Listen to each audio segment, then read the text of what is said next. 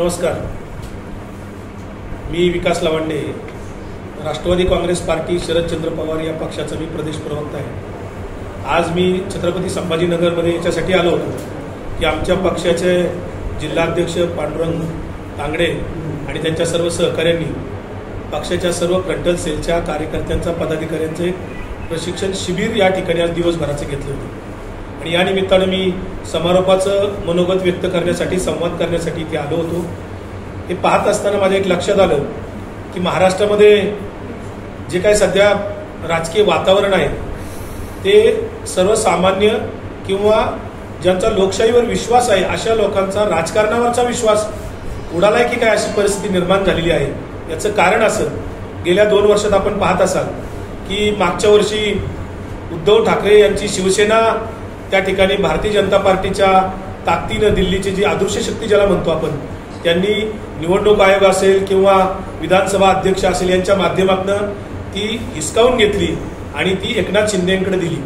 त्याच पद्धतीने यावर्षी आदरणीय पवार साहेब ज्यांनी राष्ट्रवादी काँग्रेस पार्टी ही पक्ष स्वतः स्थापन केला, त्याच पवार साहेबांना त्या पक्षातनं एक प्रकारे बाहेर काढल्यासारखं आज भारतीय जनता पार्टीने निवडणूक आयोग असेल किंवा विधानसभेचे अध्यक्ष असतील यांच्या माध्यमातून राष्ट्रवादी काँग्रेस पक्षाच्या संस्थापकालाच सांगितलं हा पक्ष तुमचा नाही आणि त्यांना त्यांचं चिन्ह काढून घेतलं, पक्ष काढून घेतला। त्या संदर्भामध्ये काल सुप्रीम कोर्टामध्ये जी सुनावणी झाली त्या सुनावणीमध्ये आम्हाला आता नव्याने चिन्ह देण्याचं निवडणूक आयोगाला सुप्रीम कोर्टाने सांगितलेलं आहे। सुप्रीम कोर्टाने जी काय काल सुनावणी घेतली त्याचा आम्ही खूप आभार मानतो सुप्रीम कोर्टाचं, कारण सुप्रीम कोर्ट हीच एकमेव आता अशा लोकशाहीसाठी राहिलेली आहे। बाकीच्या सर्व स्वायत्त संस्थांच्यावर भारतीय जनता पार्टीचं केंद्र सरकारचं नियंत्रण आलेलं आहे, तिथे लोकशाही आता दिसत नाही आणि म्हणून पुढच्या काही दिवसात आम्हाला चिन्ह नव्याने मिळेल आणि जोपर्यंत सुप्रीम कोर्टाचा निकाल येत नाही तोपर्यंत, अंतिम निकाल येईपर्यंत चिन्ह आणि आमचं नाव कायम राहील अशी स्थिती आहे।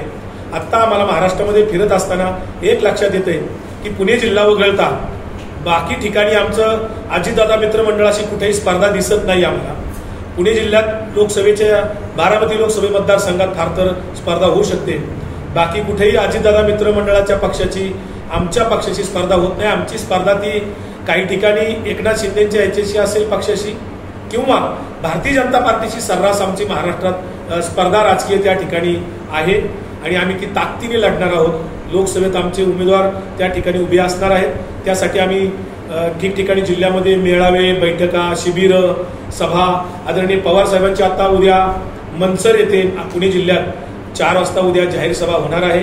मोठी जाहीर सभा त्या ठिकाणी होत असताना त्या ठिकाणी मोठी गर्दी त्या ठिकाणी होणार आहे आणि अशाच पवार साहेबांच्या सभा वेगवेगळ्या मतदारसंघात पुढच्या काळात सातत्याने होतील। आम्ही सर्वजण ताकदीने या सगळ्या निवडणुकांना सामोरे जाणार आहोत। ते औरंगाबादचं नामांतरण तुम्ही कसं बघता? औरंगाबादचं नामांतरण झालं याच्यात काय कोणाला वाईट वाटायचं काही कारण नाही। छत्रपती संभाजीनगर हे झालं याच्यावर सर्वानुमते विधिमंडळातही त्याच्यावर ठराव झाला, मंत्रिमंडळाला कोणी काही आक्षेप घेतलेला नाही, परंतु नामांतर केली म्हणून त्या शहराचे प्रश्न सुटतात किंवा त्या देशाचे प्रश्न सुटतात किंवा त्या समाजाचे प्रश्न सुटतात असं काय कुठं घडलेलं नाही आतापर्यंत। खरं तर छत्रपती संभाजीनगर असलं आणि औरंगाबाद असलं काय, मूळचे जे इथले मूलभूत प्रश्न आहेत, उदाहरणार्थ पाण्याचा प्रश्न, इथले तत्कालीन खासदार चंद्रकांत खैरेंनी त्यावेळेस पवारसाहेब कृषी मंत्री होते, इथली जी जायकवाडी धरणातनं पाणी आणायचं होतं ही स्कीम त्या काळात पवारसाहेबांनी मंजूर करून दिलेली केंद्रातनं फंड देऊन, परंतु ती इथल्या राजकारणात, स्थानिक राजकारणाच्या कारणामुळे किंवा वेगळ्या आणखी काही कारणामुळे ती स्कीम मला वाटतं अजूनही पूर्ण झालेली नाही। खरं तर अशा प्रश्नावर फोकस व्हायला पाहिजे। आज अनेक कंपन्यामध्ये रोजगार निर्माण व्हायच्या ठिकाणी कंपन्या बंद पडत आहेत, महाराष्ट्रातल्या अनेक कंपन्या गुजरातला घालवल्या जात आहेत। मग या सरकारचं जे आता प्रेम आहे हे केवळ नामांतर करून किंवा काहीतरी धार्मिक प्रश्न उपस्थित करून किंवा जातीय प्रश्न निर्माण करून मूलभूत प्रश्न सुटत नाहीत, ही आमची भूमिका आहे। छत्रपती संभाजीनगरमध्ये शिबिर झालं, असे शिबिर राज्यभरामध्ये सुरू आहेत आणि तिथले लोक सर्वसामान्यांचा काय अनुभव? राज्यभर ही शिबिरं घेत असताना एक लक्षात येतं की जे कोणी आतापर्यंत आमच्या पक्षात होते, उदाहरणार्थ आता या जिल्ह्यामध्ये सतीश चव्हाण इकडे प्रमुख असायचे, यांनी आतापर्यंत सर्वसामान्य कार्यकर्त्याला जे आता आमच्याकडे कार्यकर्ते दिसतात अतिशय क्वालिटीचे कार्यकर्ते आहेत, अतिशय चांगले कार्यकर्ते आहेत, प्रामाणिक कार्यकर्ते आहेत, हे कुठेतरी बाजूला पडले होते आणि असे सरदार तयार झाले होते। कुठेतरी कॉन्ट्रॅक्टर लोकांचा घोळका त्या ठिकाणी होता आणि अशा लोकांच्या घराण्यामध्ये सर्वसामान्य कार्यकर्त्याला संधी मिळत नव्हती. हे शिबिरं करत असताना महाराष्ट्रामध्ये मी फिरत असताना मला एक लक्षात येतंय की अनेक दुसऱ्या फळीतले कार्यकर्ते, तिसऱ्या फळीतले कार्यकर्ते पुढे येत आहेत. नवीन कार्यकर्त्यांना निश्चितच पवारसाहेब संधी नेहमीच देत असतात आणि पवारसाहेबांचं धोरणच ते सध्या आता आहे की प्रत्येक ठिकाणी वेगळ्या पातळीवर नवीन तरुणांना, नवीन चेहऱ्यांना आता संधी द्यायची, हे धोरण सध्याचं आमचं आहे. लोकसभेच्या सीटचं शेअरिंग त्यामध्ये काय निर्णय झालेला आहे की आपण उमेदवार देणार? महाविकास आघाडीमध्ये आमच्या पक्षाने 12 जागांची अपेक्षा ठेवलेली आहे. काहीतरी 10 जागावर आमच्या पक्षाचं महाविकास आघाडीमध्ये एकमत झालेलं आहे. एकूण 40 जागांमध्ये एकमत झालेलंच आहे. 8 जागांच्या संदर्भात अजून चर्चा चालू आहेत.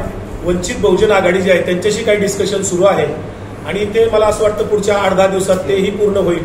बाकी 40 जागांच्या बाबतीमध्ये एकमत झालेलं आहे महाविकास आघाडीमध्ये. ज्या दिवसापासून मनोज जरांगे पाटलांचं मराठा आरक्षणासाठी आंदोलन सुरू झालं, पहिल्यांदा तिथे लाठीचार्ज झाला आणि त्याच्यामध्ये ज्या काही तिथल्या लोकांना अगदी बेछूटपणे मारहाण करण्यात आली, तिथे लोक जखमी झाले आणि तिथून पुढं या आंदोलनाला एक सहानुभूती तयार झाली. एक आंदोलन मोठं राज्यव्यापी उभं राहिलं. मनोज जरांगे पाटलांच्या नेतृत्वाखाली 2-3 वेळा उपोषणं झाली. मुंबईपर्यंत जाण्याचा सुद्धा तो एक प्रयत्न झाला. परंतु या राज्याच्या मुख्यमंत्र्यांनी मराठा समाजाशी, त्यांच्या भावनांशी इथं खेळच केला. हे आपल्याला गेल्या 4-5 महिन्यात जर घटनाक्रम जर आपण पाहिला तर एक लक्षात येतं. छत्रपती शिवरायांच्या पायाला सुद्धा शपथ लावून यांनी पायाला हात लावून शपथ घेतली आणि मी आरक्षण देणार असं सांगितलं. खरं तर मराठा आरक्षण ही वेगळी गोष्ट आहे आणि ज्यांचे कुणबी जात प्रमाणपत्राचे पुरावे आहेत जुने, त्यांना कुणबी प्रमाणपत्र मिळवून देणे ही एक वेगळी मोहीम आहे आणि ती जुनीच आहे. 94 सालापासून ते कुणबी प्रमाणपत्र अनेक लोकांना मिळतात. त्याला आता ती गती मिळावी यासाठी मनोज जरांगे पाटलांनी जी काही मागणी केली होती ती कुठेतरी आजच्या अधिवेशनात ती दिसत नाहीये. ज्यावेळेस वाशीवरून हा मनोज जरांगे पाटलांचा मोर्चा मुंबईला निघालेला माघारी फिरला, त्या दिवशी मनोज जरांगे पाटलांची, त्यांच्या सर्व सहकाऱ्यांची दिशाभूल केली गेली. त्यावेळेस अनेक जाणकारांनी सुद्धा हे मत व्यक्त केलं होतं, कायदेतज्ञांनी सुद्धा मत व्यक्त केलं. तिथे अधिसूचना आणि अध्यादेश आणि GR या सगळ्यांचे शब्दांचे खेळ केले गेले आणि एकनाथ शिंदेचे जे OSD होते मंगेश चिवटे नावाचे, ते कुठेतरी त्या ठिकाणी मध्यस्थी करत होते, बोलणी करत होते आणि का कोणास ठाऊक जरांगे पाटलांची त्या ठिकाणी बुद्धिभेद करून, दिशाभूल करून त्यांना त्या ठिकाणी परत पाठवलं आणि एक प्रकारचा राज्यात माहोल केला. एकनाथ शिंदेनी स्वतःच पैसे खर्च करून त्यांच्या कार्यकर्त्यांना पैसे देऊन प्रत्येक जिल्ह्यामध्ये फ्लेक्स होर्डिंग लावले अभिनंदनाचे स्वतःच्या. एकनाथ शिंदेनी स्वतःचं अभिनंदन करून घेतलं. मराठा समाजातल्याही सर्वसामान्य तरुणांना असं वाटलं आता आपला प्रश्न सुटला. प्रत्यक्षात मात्र उलट झालं. काही दिवस गेले, एक आठवडा गेला आणि जरांगे पाटलांच्या ते लक्षात आलं की आपली कुठेतरी फसवणूक होते आहे आणि मग त्यांनी पुन्हा एकदा 10 तारखेला उपोषण सुरू केलं. तोपर्यंत मात्र मराठा समाजातल्या अनेक तरुणांचा त्याची निराशा झालेली होती, अपेक्षाभंग झाला होता. आज जे काय 10% आरक्षणाचं त्यांनी जाहीर केले, लोकसंख्या 28% म्हणून सांगितलं आयोगाने. खरं तर हा आयोगाच्या संदर्भात सुद्धा इतकी घाई गडबड झालेली दिसते. आयोग नेमला काय, त्याचा अहवाल घाई गडबडीत आला काय, त्याच्यावर परवा 2 दिवसापूर्वी अहवाल आला, त्याचा कुठं अभ्यास झाला, कसा झाला, कुणी अभ्यास केला माहीत नाही आणि तो लगेच विधानमंडळात आज घाईघाईने अधिवेशन घेऊन मांडला. खरं त्याच्यात घिसाड घाई झालेली दिसते आणि 28% संख्या ही मराठ्यांची जी आहे ती सुद्धा एक प्रश्न निर्माण होतो की त्याच्यामध्ये कुणबीसह मराठा लोकसंख्या आहे ती का केवळ मराठा संख्या आहे, हाही एक प्रश्न निर्माण होतो. कारण 28% जर मराठा संख्या असेल आयोगाच्या म्हणण्यानुसार मग ते 14% मिळायला पाहिजे आरक्षण. ही सर्वसाधारण आतापर्यंतचा आरक्षणाचा एक नियम आहे किंवा परंपरा आहे. पण इथे 10% देत आहेत. कुठंतरी याच्यात काहीतरी त्रुटी निश्चितपणाने असणार आहेत आणि जे इंदिरा साहनी खटल्याचा जो निकाल आहे 50%च्या वरची मर्यादा ओलांडण्याचा, तिथे सुद्धा काहीतरी गडबड होण्याची शक्यता आहे.